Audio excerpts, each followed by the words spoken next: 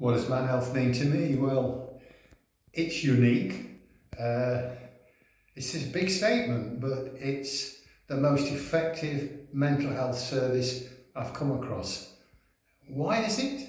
And I'm not denigrating any of the professionals in mental health services. I've accessed various mental health services before I retired. I used to work in the therapeutic area.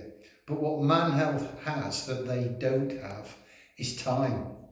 You know, I can come to a Man Health group once a week for 2.5 hours, twice a week for 5 hours. Any professional would kill to have that amount of weekly time with a client or a service user.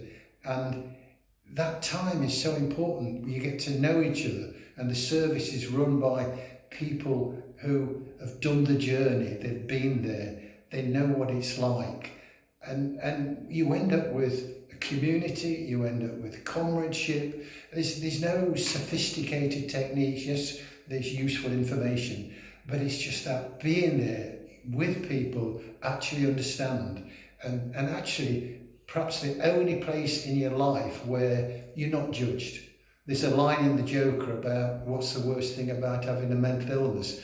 The worst thing is that people expect you not to act like you've got a mental illness. And I used to be ashamed and secretive about depression or whatever I might have been suffering. But now, you know, I understand that, and it's not something to be ashamed of. Yes, it's something I have to work with. Yes, it's something I have to deal with. But the shame has gone, and that's because I'm not judged, and I'm with a group of guys who've been the journey and know just how I feel.